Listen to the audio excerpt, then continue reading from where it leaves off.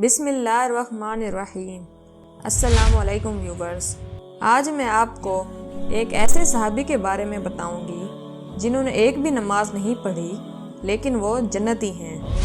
عام طور پر ہمارے ذہن میں یہ خیال آتا ہے کہ نماز پڑھیں گے تو جنت میں جائیں گے، جو کہ حقیقت ہے، لیکن ان صحابی کا واقعہ کچھ الگ ہے جنہوں نے ایک بھی نماز نہیں پڑھی لیکن وہ پھر بھی جنتی ہیں۔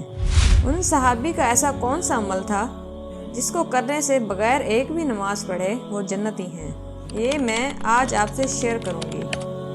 تو ویورز، میری آپ سے گزارش ہے اس ویڈیو کو اینڈ تک ضرور دیکھیے گا۔ ویورز، عمرو بن ثابت جو اسیرم کے لقب سے مشہور تھے، وہ ہمیشہ ہی سے اسلام کے خلاف رہے، لیکن جب جنگ احد کا دن آیا تو اسلام دل میں اتر آیا اور تلوار لے کر میدان میں پہنچ گئے اور کافروں کو خوب قتل کیا، یہاں تک کہ زخمی ہو کر گر پڑے۔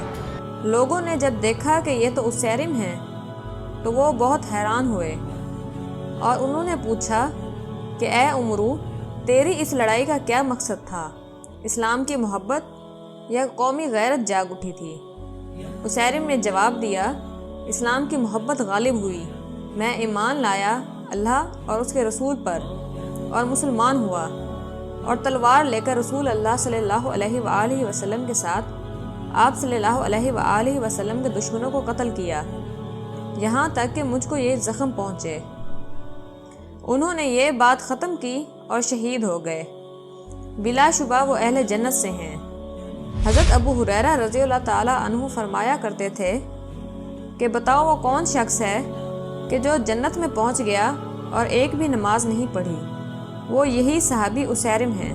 تو ویورز، میری دعا ہے کہ اللہ تعالیٰ ہمیں بھی اپنے فرما بردار بندوں میں شامل کر دے، آمین۔